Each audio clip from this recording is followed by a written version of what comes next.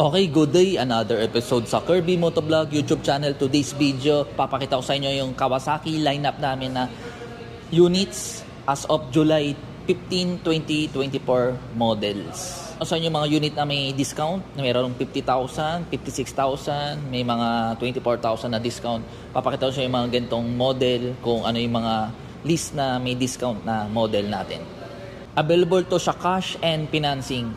Sample, pag financing naman, sample ang down is 200,000. Ang discount ng unit na ganito is 50,000. Less sa total down payment yung discount. Pag cash, less 50,000 do sa SRP ng unit. Pwede tayo mag-online application through Facebook page na Kirby Motovlog and Viber na 0995-728-0654 na Viber ready na rin. Meron din tayong WhatsApp, Telegram, ganun din po yung number. Store location natin, Motorcycle City, Las Piñas, malapit sa SM South Mall. Pag galing po kayong SM South Mall, right side. Pag galing sa Pote, left side, bago mag SM South Mall. Visit lang kayo dito, guys. Hanapin mo lang po si Kirby Motovlog. See you soon. okay, napakita ko sa inyo yung store location namin. Visit lang kayo dito, guys. Hanapin nyo lang po si Kirby Motovlog. Ako po yun. Okay, sneak peek muna tayo sa mga model natin na 2024 models. Meron tayong mga unit. Ito unit na ipapakita ko sa inyo. Yung una natin is C900 Standard Edition 2023 model. May discount to na 50,000. Available to sa cash and financing po to. Specs nito, summary specs lang natin, 17 liters fuel capacity, inline 4 to, na naked bike, upside down o inverted yung shock, dual disc brake, TFT display, may traction control, may power mode siya na rain mode, sports mode, and road mode. And size ng gulong nito sa likod is 180, 17 inches yung size ng mags. Ang seat height nito, 820 mm. Tapos may immobilizer na rin to. Isa sa mga mabentang unit na ni Kawasaki na naked bike na inline 4. SRP 556,500 pesos. May discount to na 50,000 pesos. Bale 516,500 na lang siya. Kasama na yung 3 years LTO dun sa 516,500 pesos. Next naman, Z650 2023 model din. SRP 433,000 pesos. Ang discount nito 16,000 pesos. Summary specs natin, TFT display, 15 liters fuel capacity, dual disc brake, Nissan caliper, hindi pa siya upside down fork or hindi pa siya inverted. May traction control to 1 and 2, na off din. LED na rin yung mga headlight tsaka turning lights. May seat height to na 790 mm. 2-cylinder to, almost ang weight nito ay 187 kilograms. Tas underbelly yung pipe niya. Size ng gulong sa likod is 160. 17 inches yung size ng mags. Next natin, Z650 RS 2022 model, 469,500 pesos ang SRP. May discount to na 40,000 pesos. Summary specs tayo. Fuel capacity 15 liters. Seat height 820 mm. 2-cylinder engine naman tayo. 2-cylinder transmission, 1 down, 5 up, or 6-speed. Dual gauge. Tapos may digital siya sa gitna. May andito nakalagay sa gitna yung gear indicator niya na digital. Tapos headlight niya is LED na. Bilog yung headlight. Turning lights niya is LED na rin. 2-cylinder din to, liquid cooled. Underbelly rin yung pipe niya. Hindi pa siya naka-upside down fork or inverted. Telescopic lang siya, dual disc brake yung unahan. Size ng gulong sa likod nito is 160 by 60, 17 inches yung size ng mags. Next, Ninja 650 2023 model. Ang kulay nito, white and gray. Meron orange sa ibabaw. Summary specs tayo, 15 liters fuel capacity. Seat height, 790 mm. 2-cylinder, liquid cooled. Dual disc brake yung unahan, TFT display with traction control 1 and 2, and pwede siyang i-off. Turning lights niya is LED na rin. Underbelly yung pipe, size ng gulong 160, size ng mags is 17 inches. Matipid to sa gasolina, itong Ninja 650. SRP 452,000 pesos. Ang discount nito is 24,000 pesos. Available to siya cash and financing. Transmission 1 down 5 up. Bagay ito sa mga daily use. Tapos maganda rin upuan ng back ride or yung OBR natin. Next naman natin, Ninja 650 2021 model. Kung naghahanap ka ng odd model na gantong kulay, ang nakikita mo sa video is parang kulay blue, pero sa ORC nito kulay green black. SRP nito 433,500 pesos. May discount to na 56,000 pesos. Sa specs natin ulit, 2-cylinder, liquid cooled transmission, 1 down 5 up. Underbelly yung pipe niya. Size ng gulong sa likod is 160, 17 inches yung size ng mugs. Seat height 790 mm. Fuel capacity 15 liters. TFT display to pero wala tong traction control kasi 21 model siya. May hazard, dual disc brake sa unahan, telescopic yung front shock. Halos same sila ng Ninja 6 2023. Pero ito is walang traction control. Tsaka pinagkaiba nila yung kulay. Tapos yung turning lights ito is hindi pa LED. Bulb pa rin. Meron din tayong Z400 2022 model. Kung may naghanap ng mga Z400 model, ito, baka ito yung hinahanap nyo. Brand new po to. Bale, hindi lang siya nabenta ng last 2 years. Kaya nandito pa siya. Pero may brand new po to. Wala pa tong gasolina and battery. Fuel capacity, 14 liters. Kasama ng specs tayo. Engine type, 2-cylinder. Transmission, 1 down, 5 up. Liquid cooled. Tapos LED na rin yung headlight. Turning lights is bulb pa rin. Digital din yung panel ito. Mayroon tong gear indicator. Tapos yung speed o yung RPM. True digital po siya. Tapos seat height 785 mm. Size ng gulong sa likod is 150. Size ng mugs is 17 inches. Ito yung pipe niya, ito yung itsura niya. Kulay white ang available. Single disc brake to sa likod and harapan. Pero ABS front and back. 279 SRP, may discount to na 5,000 pesos. Available to sa cash and financing. Okay, dito naman tayo sa 2024 models list of Kawasaki leisure bike. Unahin natin, CX-10R 2024 model. SRP 998,000 pesos. Available to siya cash and financing. Summary specs tayo. Engine type, inline 4-cylinder. Transmission, 1 down, 5 up. Meron tong quick shifter, up and down or auto bleed ang sinasabi nila.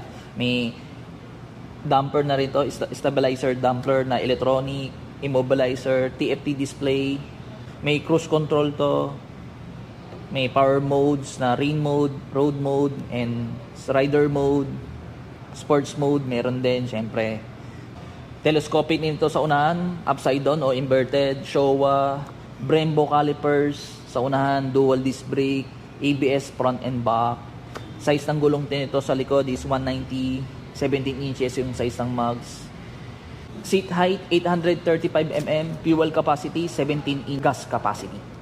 LED na rin mga turning lights ito, nakalagay dito side mirror yung turning lights niya, LED yung headlight, tsaka likod. Next naman natin, Z6R 2024 model SRP 707,000 pesos. Available to sa cash and financing din. For fuel capacity, 17 liters.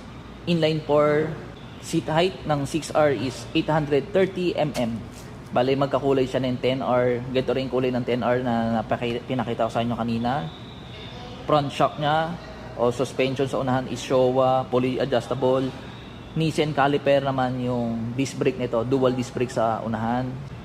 Size ng gulong sa likod is 180, 17 inches yung size ng mugs. Ito yung muffler niya. May quick shifter din to pero up lang. Wala siyang auto blip or yung downshift.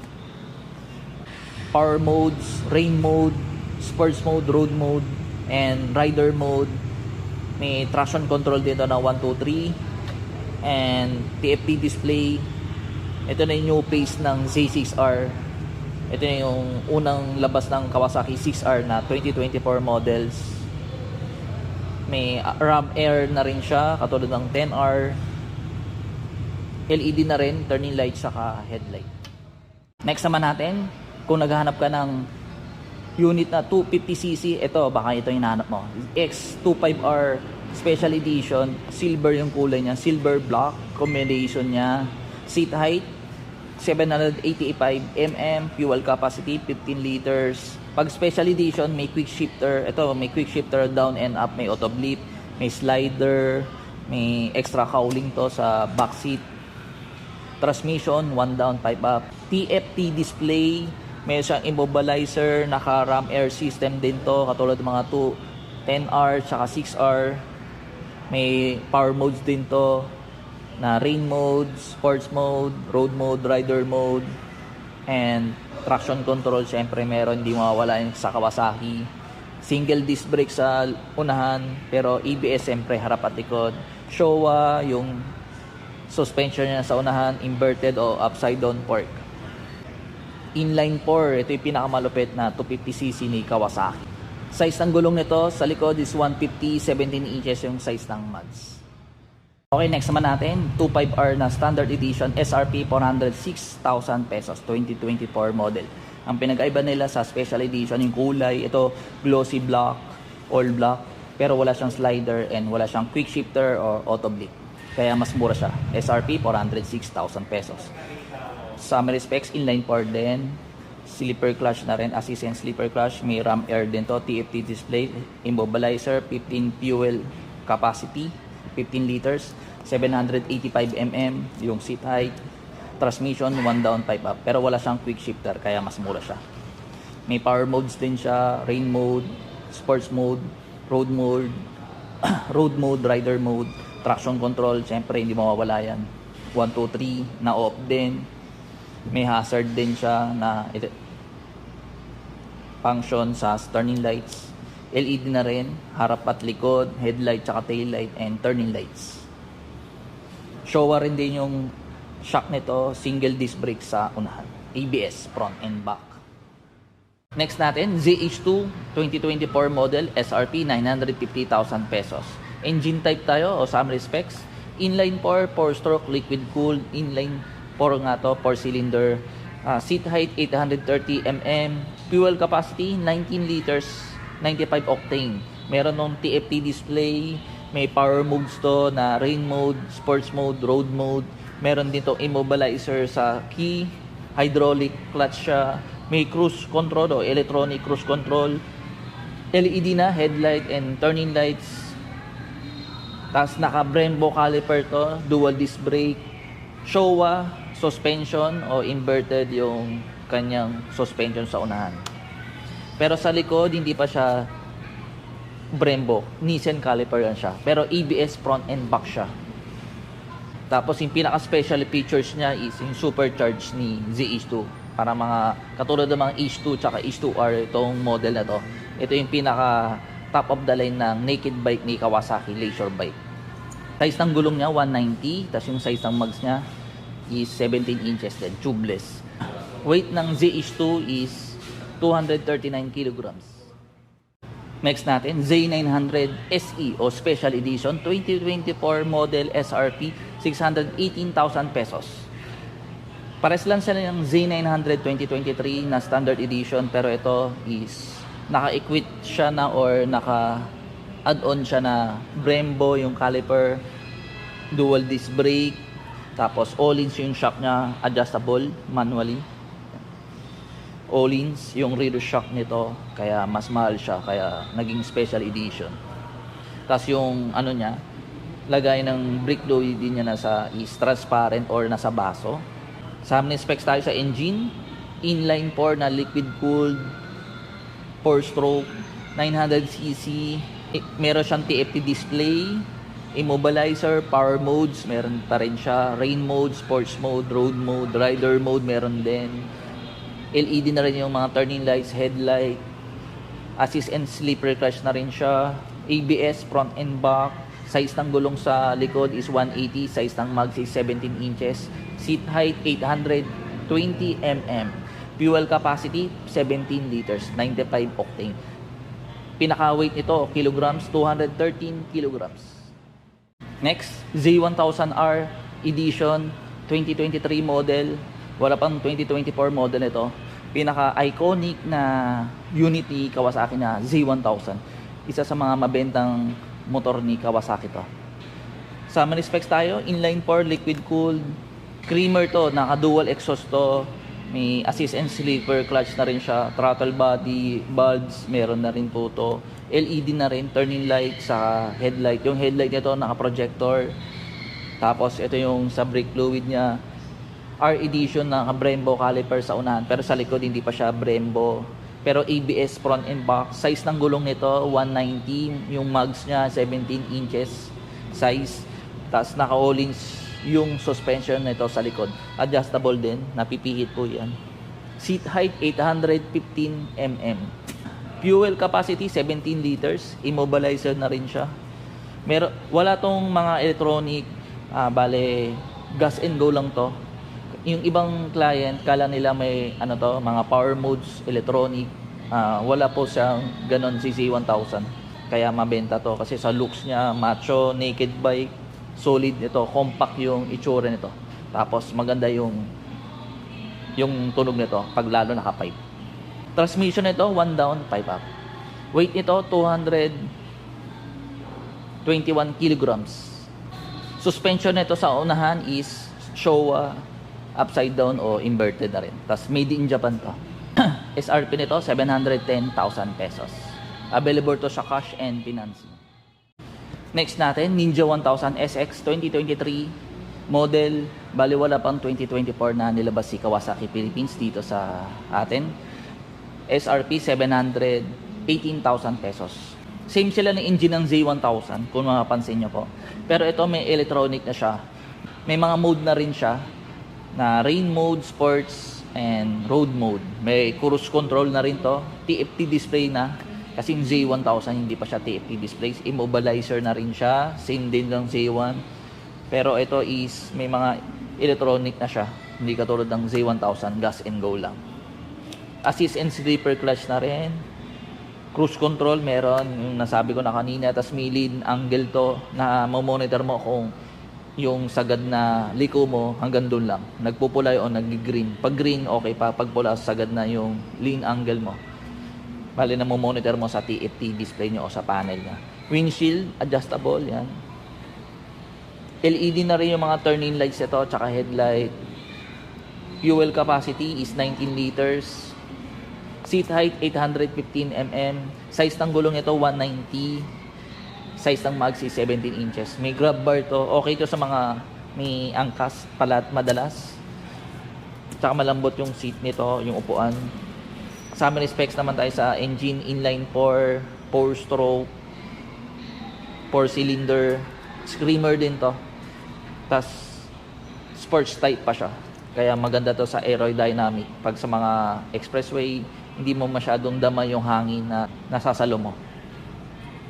Tapos, pero yung na to, caliper sa unahan o dual disc brake pa rin siya, pero yung caliper niya ni Kawasaki hindi siya Brembo.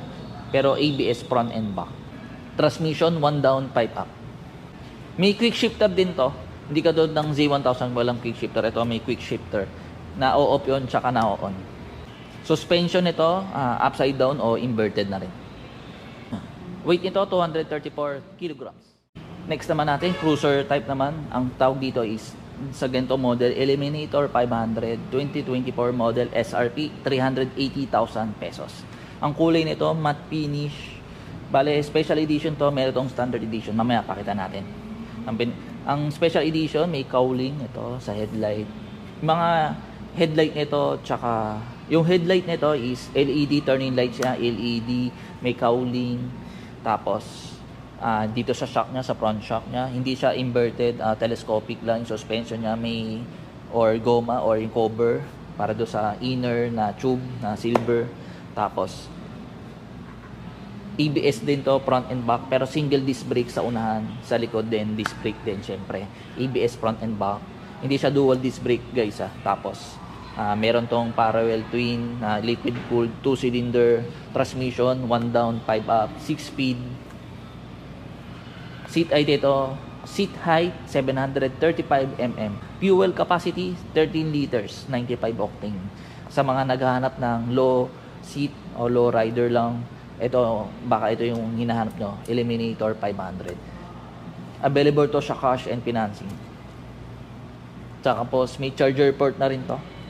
Yung bigat ng motor na Eliminator is 177 kilograms. Napakagaang nito. Tsaka madali ito i-maneuver.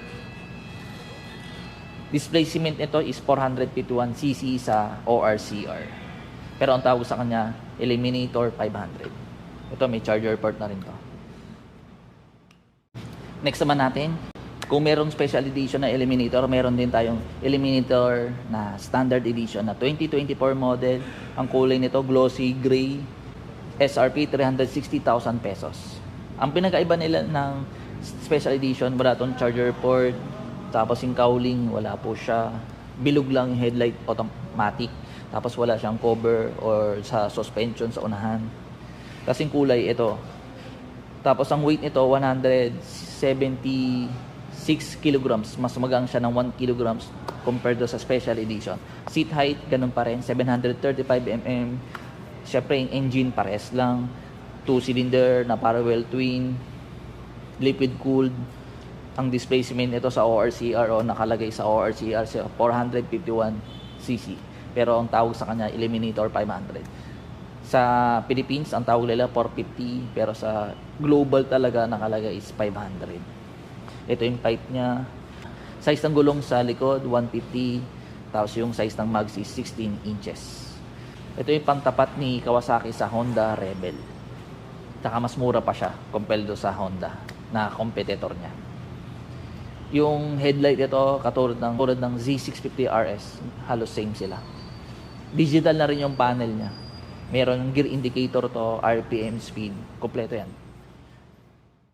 Next naman natin, Versys 650 2024 model, SRP 499,000 pesos. Ang kulay nito, matte finish na may decals na kulay green. Yung green niya is sticker lang. TFT display, may traction control, 1 and 2, pwede siya i-off. Wala tong immobilizer. Tapos may hazard, siyempre. Hazard switch. May windshield din to, adjustable, up and down, manually. Headlight LED, tapos turning lights LED. Sa likod din, ganun din. Fuel capacity, 21 liters, 95 octane. Transmission, 1 down, 5 up. Weight nito, 219 kilograms. Some respects naman tayo sa engine. 2-cylinder na parallel twin, liquid cooled, 4-stroke. Tapos yung pipe niya nasa ilalim, malinis tingnan. Tapos adjustable yung suspension nito sa likod. Shock nito sa unahan, suspension sa unahan. Showa yung brand, tapos inverted upside down. ABS front and back, dual disc brake to na Nissan caliper sa likod. Tsaka sa unahan. Size ng gulong nito 160, tapos yung size ng mags is 17 inches. Maganda to sa pang long drive. Maganda yung suspension nito, yung rebound. Okay to sa mga pang long drive. Tsaka yung angkas mo dito, yung back ride, hindi hirap kasi malambot yung upuan. Tapos pwede mo lagyan ng box to, saddlebag or Pioneer sa kabilaan. Pwede siya, may nakabang na dito sa bracket. Next naman natin, pinaka entry level ni Kawasaki na big bike, C500. Transmission nito 1 down 5 up. Fuel capacity 14 liters, 95 octane. Seat height 785 mm. Mas malambot na siya yung upuan niya compared to sa mga C400. Mas in-improve yung upuan, yung texture. Tapos digital na rin yung panel nito, pero hindi pa siya TFT. Ito yung standard edition. SRP nito 329,800 pesos. May hazard button na rin siya o switch. Headlight ito LED, pero yung turning light siya bulb pa rin. Kasi yung special edition ng naka LED na rin. Submarine specs, engine, parallel twin, 2-cylinder, liquid cooled. Tapos ito yung pipe niya. Size ng gulong sa likod 150, size ng mags 17 inches. Tubeless, ABS front and back. Single disc brake to sa unahan. May assist and sleeper clutch na rin to. Tsaka ang weight nito 167 kilograms. Bale, okay to, friendly bike to na Kawasaki big bikes. For beginner, okay po to sa mga babae o Low height lang, pwede po to. Swak to sa mga 5'2", 5'3". Abot niya po sa ground clearance, dalawang paa. Available to sa cash and financing. Next naman natin, Z500 Special Edition SE 2024 model SRP 355,600 pesos. Medyo mas mahal siya kasi special edition kasi bakit mas mahal siya sa standard edition? Mayroon tong slider, OEM na Kawasaki slider, TFT display, yung standard is digital lang siya. Ito TFT display, mas maganda yung panel, mas malaki ng konti. Tapos LED na yung mga turning lights, may windshield na rin siya. Tapos meron siyang radiator cover. Tapos yung frame niya, mapapansin mo sa camera is kulay green. Doon sa standard is kulay black lang siya, common. Tapos yung mugs nito kulay green. Pero yung size ng gulong same pa rin, 150. Yung mugs is 17 inches. Fuel capacity 14 liters pa rin. Seat height 785 mm. Ganun pa rin yung texture katulad ng standard edition. 2-cylinder parallel twin. Liquid cooled transmission, 1 down, 5 up, may assist and sleeper cars na rin, ABS front and back. Yung suspension nito telescopic, hindi pa siya upside down o inverted. Tapos may tank pad na rin to na Kawasaki OEM nakalagay dito. Ang weight nito 168 kilograms, mas mabigat siya ng 1 kilograms dahil sa mga accessories na nakalagay.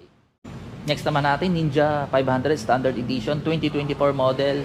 Ang kulay nito gray black and SRP 353,800 pesos. Seat height nito 785 mm, katulad ng Z500 din to. Same lang sila ng makina, iba lang yung tuning. Fuel capacity 14 liters, digital yung panel, parang pang standard na Z500. Pero ito sports type, transmission 1 down, 5 up, and liquid cooled. Displacement nito sa ORCR nakalagay is 451cc. Halos same lang ng swelly ng C500. ABS pa rin, siyempre harap at likod. Single disc brake sa unahan. Tapos yung LED na rin yung headlight nito. Pero yung turning lights is hindi pa LED, parang katulad ng Z500 Standard Edition. Weight nito 171 kilograms. Mas mabigat siya ng konti compare sa Z500. May assist and sleeper cars na rin, may hazard switch na rin to. Ito yung glossy niya pag standard. Pag yung matte, yung SE nito is matte finish na. Mamaya pakita natin sa inyo. Available to sa cash and financing din. Next naman natin, Ninja 500 Special Edition 2024 model SRP 379,600 pesos. Ang pinagkaiba naman nila sa standard edition, ito naka TFT display. Tapos, second unit ni Kawasaki ito na nakakiles. Tapos, 14 liters fuel capacity. Seat height, ganun pa rin, 785 mm. And yung windshield dito mas mataas. Tapos, smoke na rin siya. And may OEM na slider na Kawasaki. Radiator cover, meron din siya. Transmission, 1 down, 5 up. 6-speed, fuel capacity, 14 liters. Meron na rin siyang tank pad sa gitna, tsaka sa gilid, kabilaan. Sa spec sa engine naman, 2-cylinder pa rin siya, liquid cooled, ABS front and back, single disc brake pa rin to, katulad ng standard edition. Ang weight naman ito, 172 kilograms, mas mabigat siya ng 1 kilo sa standard edition nito. Bali wala na mga Ninja 400, ito na yung pumalit po. Bali 500 na lang po yung makikita sa showroom madalas kasi face out na yung Ninja 400. For inquiries, PM lang kayo guys. Meron tayong Viber na 0995-728-0654. Globe number din yan. Meron tayong Facebook page na Kirby Motovlog. For inquiries, PM nyo lang ako guys. Sa mga quotation, pwede nyo ako i-PM kung anong model. Meron din tayong ibang model kung gusto nyo po na Safe Moto, Yamaha, Honda, na small bike, Suzuki, meron din tayo. Benelli, meron po. Vespa, meron din po tayo. PM lang kayo guys. Hanggang dito lang yung video ko. Maraming salamat sa mga sumusuporta. Ako po si Kirby Motovlog. Bye-bye. Peace out.